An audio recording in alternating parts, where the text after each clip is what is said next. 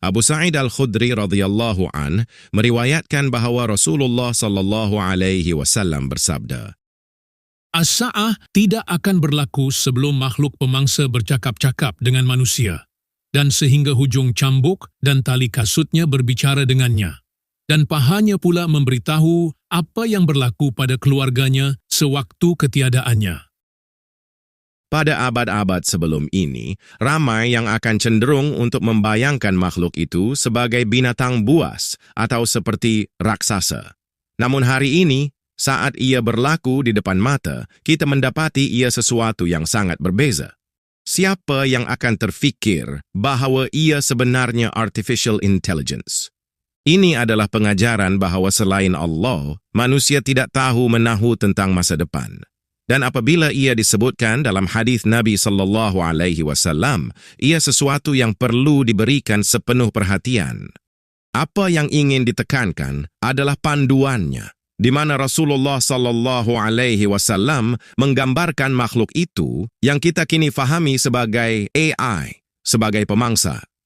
Perbincangan isu Syekh GPT sebelum ini sudah pun cukup untuk menunjukkan bahawa kecerdasan buatan apabila disalahgunakan akan menjadi pemangsa.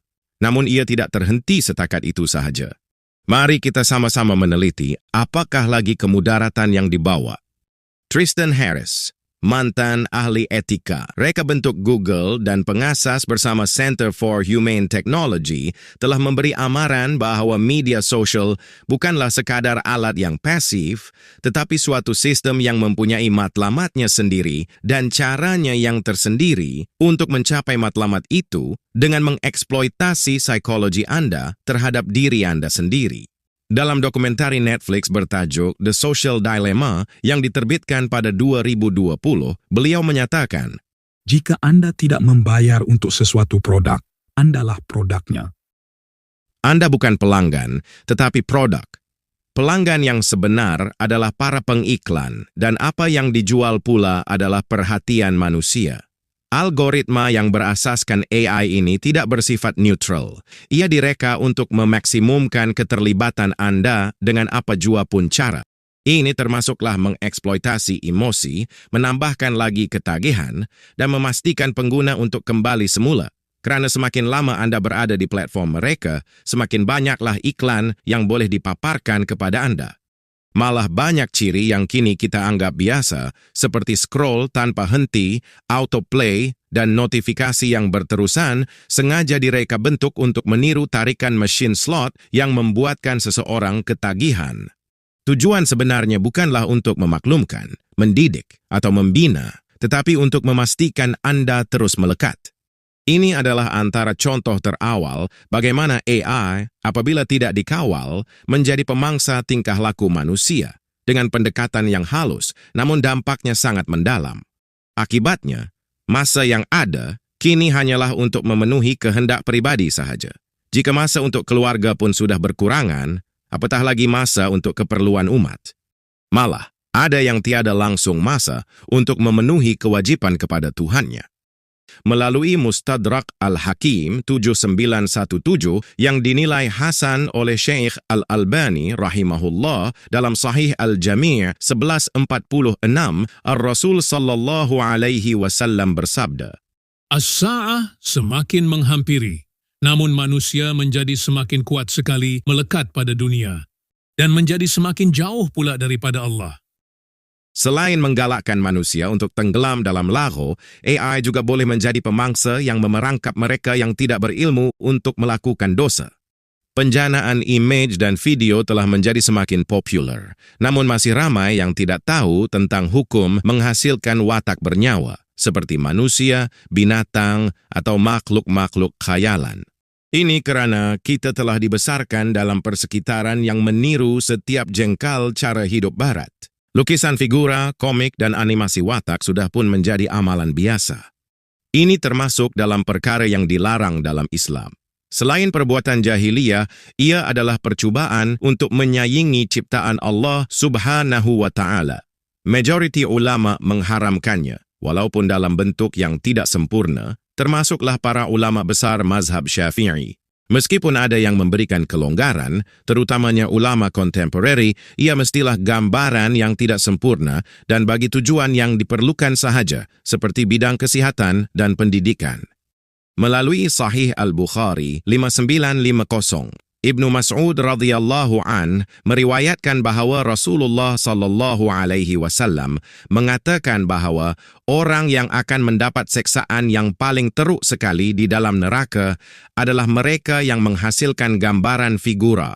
Dan menerusi Sahih Muslim 2109 pula, Ibnu Abbas radhiyallahu an merakamkan sabda Nabi Muhammad sallallahu alaihi wasallam yang berbunyi, Semua pelukis figura akan berada di dalam neraka.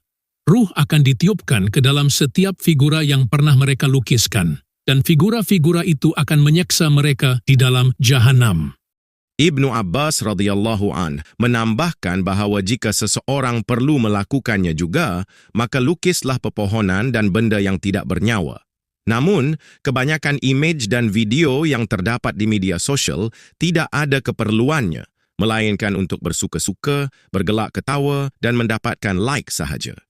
Kemudian, apabila imej dan video yang dijanakan menjadi terlalu realistik, ia akan menimbulkan pelbagai kebimbangan etika dan sosial yang serius, seperti fitnah, berita palsu, maklumat yang salah, kecurian identiti, dan banyak lagi. Malah saya telah menyaksikan sendiri apa yang telah dijanakan oleh seseorang. Suara seorang alim besar zaman kita yang sudah pun meninggal dunia. Ini adalah realiti yang menakutkan. Selain itu, penyalahgunaan AI juga boleh membawa kepada tindakan yang ekstrim. Sebahagian daripada kita telah pun menonton video yang dijanakan di mana di dalamnya seseorang sedang berenang-renang di dalam api neraka. Jika orang yang melakukannya adalah seorang Muslim dan bertujuan untuk mempersendakan amaran Allah, dia telah pun terkeluar daripada agama Islam.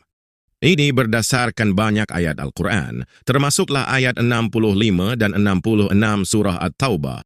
Jika engkau bertanyakan kepada mereka, sudah tentulah mereka akan menjawab, kami cuma bergurau senda dan bermain-main sahaja. Katakan, adakah Allah dan ayat-ayatnya serta Rasulnya yang engkau perolokkan itu? Jangan berdalih lagi, engkau telah pun kafir setelah beriman. Penyalahgunaan AI juga boleh mendatangkan kesan yang buruk kepada pemikiran kritis.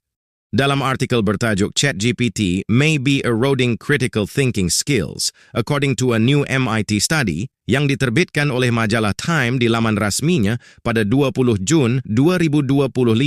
Para pengkaji di MIT Media Lab mendapati bahawa mereka yang menggunakan ChatGPT untuk menjanakan karangan menunjukkan aktiviti otak yang jauh lebih rendah berbanding mereka yang menggunakan enjin carian seperti Google atau yang tidak menggunakan sebarang alat. Mereka yang menggunakan generative AI kekurangan pemikiran yang asli bergantung pada idea dan ekspresi yang sama. Tulisannya tiada jiwa dan mempunyai ingatan yang sangat sedikit tentang hasil yang telah mereka janakan sendiri. Kertas kajian itu mendedahkan bahawa penggunaan large language models sebenarnya boleh memudaratkan pembelajaran kerana ia akan merencatkan perkembangan otak, terutamanya di kalangan generasi muda. Dalam Sahih Al-Bukhari 7064, Al-Mustafa sallallahu alaihi wasallam bersabda, Sebelum datangnya as-sa'ah, akan tiba hari-hari di mana ilmu diangkat pergi dan kejahilan tersebar luas. Dalam artikel pertama saya, Cabaran Sains dan Teknologi, telah dijelaskan bahawa kewujudan fitnah, cobaan yang membawa kemudaratan pada teknologi seperti kecerdasan buatan adalah kerana ia tidak lahir daripada hati yang beriman atau jiwa yang dibentuk dengan nilai-nilai yang murni. Pemangsa itu bagaikan sang singa. Dengan ilmu, ia dapat dijinakkan. Dengan kefahaman yang benar, kita dapat menggunakannya dengan cara yang betul dan menikmati manfaatnya. Dan ilmu yang dimaksudkan itu adalah asas kehidupan kita, Al-Quran dan As-Sunnah.